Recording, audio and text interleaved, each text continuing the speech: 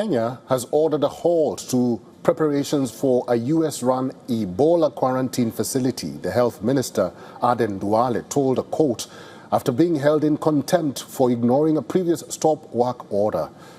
Meanwhile, more than 1,000 Ebola infections have been recorded in the Democratic Republic of Congo, where the latest outbreak has killed more than 250 people. And this is according to official figures. The latest outbreak of the deadly hemorrhagic fever was declared on May 15th.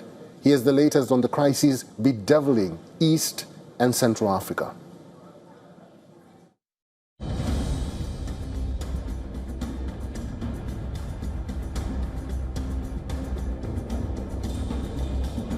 Confirmed cases in the Ebola outbreak in eastern DR Congo have reached 1,003, including 254 deaths, officials said in a statement late Sunday, as tracing those who had been in contact with patients remains a major challenge. A total of 100 people have recovered in the outbreak concentrated in the Ituri province since it was declared on May 15th, Congo's Ministry of Health said. At least 365 patients are in hospitals or in isolation, it said. The Ebola outbreak, caused by the rare Bundibugyo virus, which has no vaccines or treatment, was the worst ever in its first month. Officials admit there could be far more cases they still don't know about and that the peak of the outbreak is still ahead. Contact tracing remains a key issue for local authorities, who have only achieved a 55% coverage rate. Officials are yet to identify the outbreak's patient zero and still need to trace more than 35,000 people who have come in contact with infected individuals as of last week. Africa's Centers for Disease Control and Prevention chief said the continent needs to invest its own funds in Ebola response. If this outbreak was in Europe, was in the US, or other continents, other places, they will already develop vaccine and medicine. For them, they don't find interest. It's not their disease. They don't find interest. It's not their people who are dying. And I think this is also a wake-up for Africans. We need to take care of ourselves.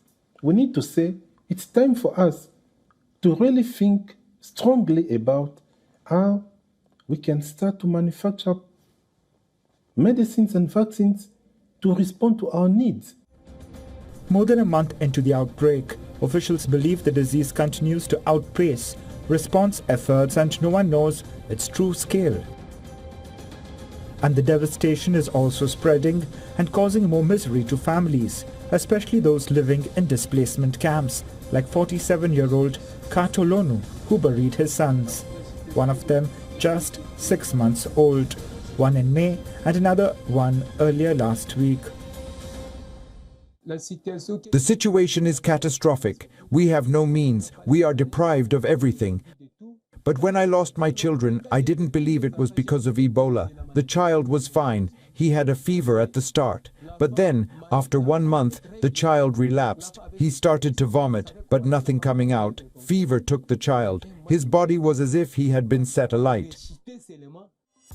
Health workers also faced attacks from some communities, angry about the public health measures imposed to try to limit the spread of the virus. The World Health Organization official says that 75 medics in Congo had been infected with Ebola and 17 of them had died since the current outbreak started there. At the starting of the outbreak, healthcare workers were the first to be infected. And actually, I met with the fourth we were surviving from this outbreak. And when they're explaining to you how they live it, how they were infected, it's really, you can break your heart. Early in the outbreak, a hospital in Rwampara was set on fire by protesters who had wanted to recover the bodies of relatives who died of Ebola in order to bury them. When they were denied, they set the building alight. Africa Bureau, WION World is One.